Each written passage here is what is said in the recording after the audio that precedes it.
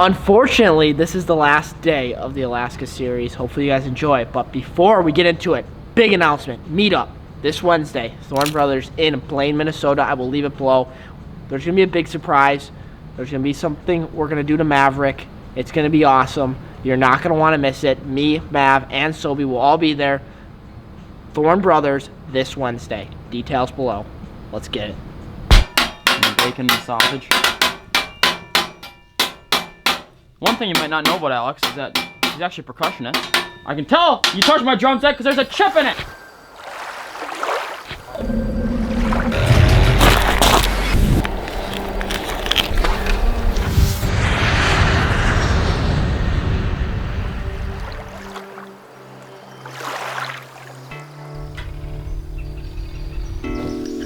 There's a shell right there, nice. Good morning. Since all of you guys enjoyed the mukbang so much last time when we went camping, we're going to do an Alaskan breakfast mukbang instead of a Canadian dinner mukbang. So, our vibe with these mukbangs is we cook the food, we eat the food, we tell you guys some stories. So that's what's going down.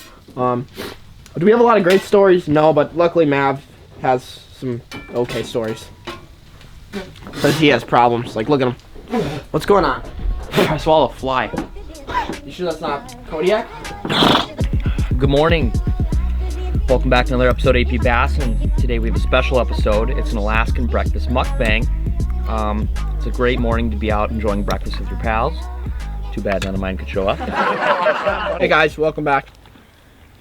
Today we're eating breakfast. Favorite meal of the day, breakfast. What we have on the left side of the plate is some hash browns with a little pepper jack cheese on them. What we have in the middle of the plate is some over easy eggs, brought to you by Maverick Yos. What we have here is some sausage, and then we each have one strip of bacon, and Mav decided to take 17 pieces of bacon. So I like bacon. That's what we have going on. He did cook, so he does have the authority to do that. What is going on this morning? It is about 9 a.m. It is freezing here in Alaska. It's like probably 45 degrees. Maybe 40 degrees. Yeah. Like, honestly, 10 more degrees and stuff would start to freeze. Yeah. Legit. So what we have going on is some nice mountains, some nice food, and you guys watching. Moral of the story, cut to the chase. What's been going on here? So, the main dude that flew us out, his name's Joe. He has his pilot's license, and he's the one who's leasing this land to run, like, I guess kind of run the whole show out here. But there's two guys who stay out here. One of them is Thad. Hi, my name's Thad. That's Joe's brother. And one of them is Dean, who's like this super just badass hunting fishing guide up here. So you want to talk a little bit about Dean? Because he's a character and he won't come on film. We met the dude for like 5 minutes. And then Maverick's like, hey man, can you try my mushrooms? I really want you to be on camera trying my mushrooms. Trying my mushrooms. I was trying to get him to try lion's mane like it's a delicacy. Trying to get his reaction. Hey, will you eat my mushrooms on camera, please? No, that sounds a little sketchy. Instantly turned Dean off, and he's like, weirdo, get away from me. But he still will talk to me and Sobi. Yeah. So he started telling us stories about him, like, guiding people on bear hunts and, like, some weird stuff where bears have, like, tried to attack them, and moose hunting and how big the moose are up here, and, like, living alone for 15 days in the woods and just really cool stuff.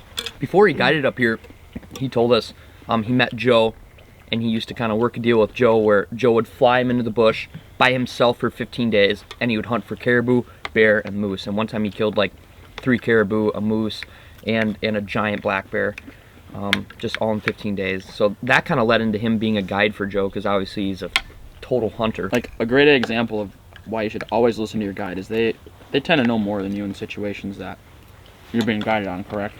So Dean was telling us a story yesterday where he's been on a bunch of grizzly hunts, and he took these 2 guys out there, new clients, and he said, you know, I'm gonna whistle, and when this grizzly stands up, you gotta shoot it, and it's gonna go down. But when it goes down, you stay on that bear until it's actually dead.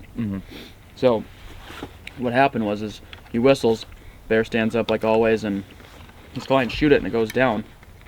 And he looks over. Well, there's 2 bears in the. Yeah, there's two bears in this scenario. So they shoot him, and the bears go down, and he looks over, and they're still not shooting him, and he says, guys, you gotta keep shooting him. And they say, no, that bear's dead. Those bears are dead.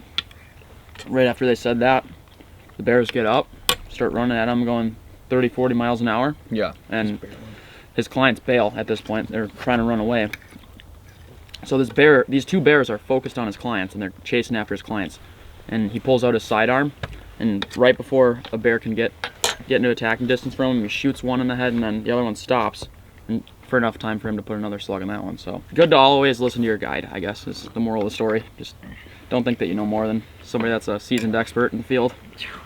I didn't expect him to tell us that story. We're like, oh, it's a crazy bear story. Like, oh, one time one got 10 yards away. No, he literally had to like he almost got pop attacked. two off in the head as they're 10, 15 yards away from him. Like, that's freaking intense. I didn't even know bears can move that fast, honestly. We were honestly hoping like we could see a bear. You know, we could like push Maverick and then run away from it and get some good content, but that never happened. We haven't seen a bear that close. We've seen him on the highway. We've seen him like far, far away. But we haven't really had any close encounters yet here in Alaska. Which is good. Yeah. No burnt good. anything. No. What's the worst thing that's probably happened? Broken window on the truck. Yeah. Oh yeah, that was kind of off camera. I mean, that wasn't really portrayed as much as it should have been. We were just cruising down the highway, and Peric was sitting in the passenger seat. I think I was driving at the time, and we were putting the windows up and down all trip, and then all of a sudden, just one day, we're driving down and just decided Dude, not I to don't come think we back put up. them down up and down that much. No, maybe like Yeah, it was okay, like day when I- two when I, that when I that say a happened. lot, I mean like 5 times. You know, like it's like Yeah. day 2. Like we only put them up and down like 5 times. So like on the 5th time, for whatever reason, this window decides it wants to come up crooked, and so like we got like a quarter of the window up, and it's like it's out of the track on the front side, so it's like it won't come up. So we're like horsing on this thing, trying to like pull it up, so we like because we have like some expensive gear in our RV, and like we don't want people like looking in there. Also, it's just cold, so I don't know. Took 4 guys to figure out how to put a window back up when it wouldn't work, but We FaceTimed his dad. Yeah. and we had Will looking at it. I was pulling on it. Maverick was pushing on it. That was, I don't know. We got it up though. It was good. something that also probably hasn't been portrayed a lot was that every time we went out by ourselves or with even a guide fishing, we always had bear spray next to us. We didn't have any run-ins with bears, but we were always prepared if like Shut something up. did happen. We did not have bear spray on us like half the times we were out there. Yesterday we had bear spray on us? Yeah, on the Sims bag. Oh. I had bear spray.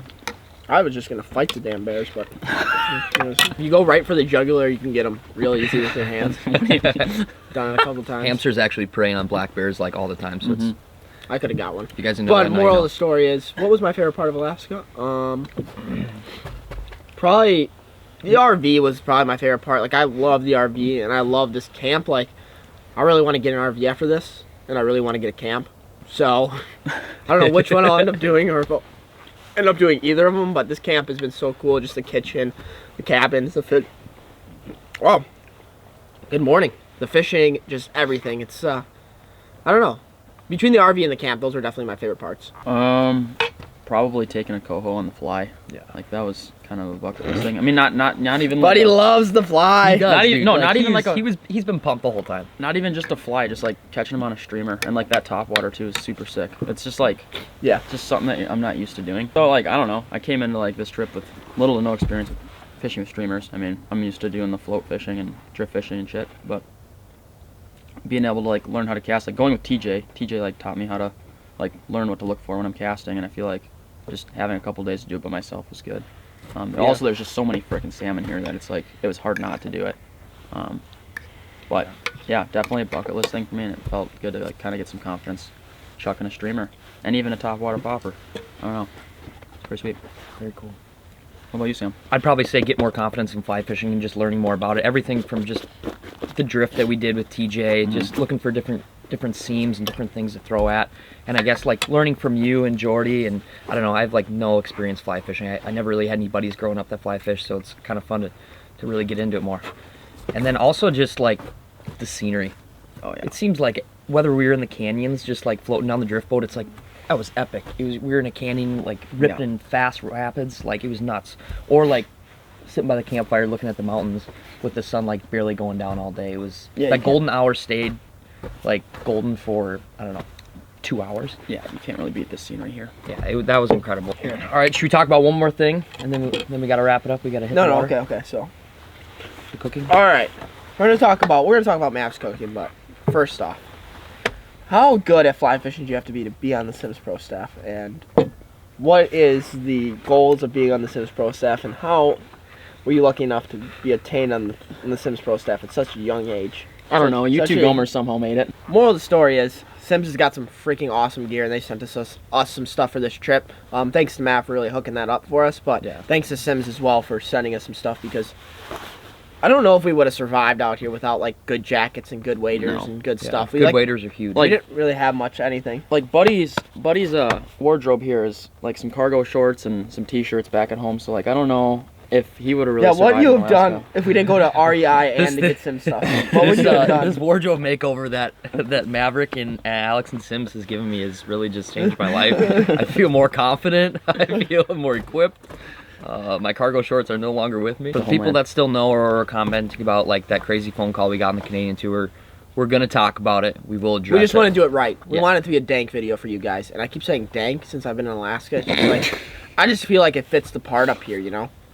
Dank, hang Dankridge. loose, Buddy fly fishes for one day and he starts throwing out, free spirited, you know, just like the creek, just fishing the Sims or salt sack. just fishing the Sims, drifting some flies out here on the. I started wearing a truck hat and I got it backwards. Yeah, and did- Buddy stole my hat. Comment I don't below wear- if you think I should get that. I hat don't wear back. hats, but I just put the hat the on. strip set was just gnarly, dude. Strip. Are we supposed to strip set these, or is it like Let's talk about all the fresh fish like, cooking. 3 all different of it. types of salmon? We had raw, we had on the fire, we had your one the first day, and then we had the smoked. Honestly, dude, I think they were all like, they all fit their part. Like the smoked was really, really good.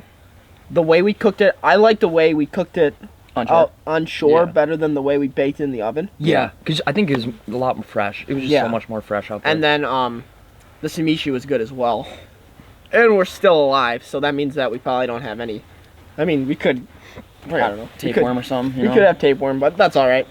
it was so good. It was so sick to just see like Mav cut it off its back strap, dip it in some soy sauce, a little bit of lemon, and just like pop it in. Like literally swimming a second ago. Yeah. I do have to say though, like if I was to just prepare a dish of salmon for either my parents or someone you wanted to impress, I would do Mav's recipe. It takes a long All time. right, you couldn't do that. I could You do don't it. have the patience. It's not that hard. What are you dude. talking about? Those patience for no. It's you.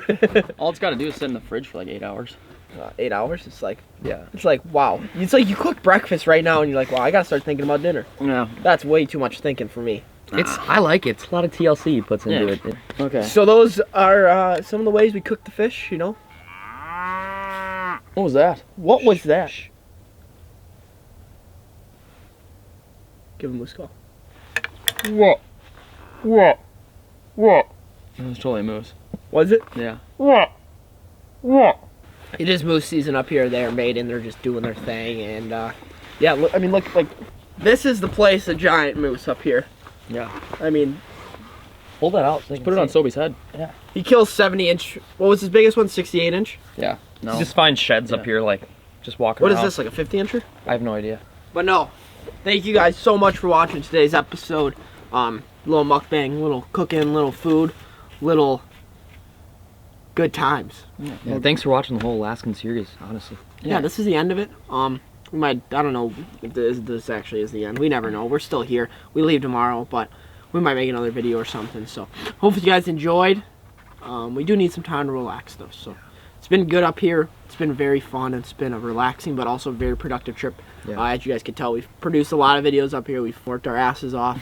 Yeah. I don't know why I just swore there, but beep that out. And we will catch you guys on another episode of AP Bassett.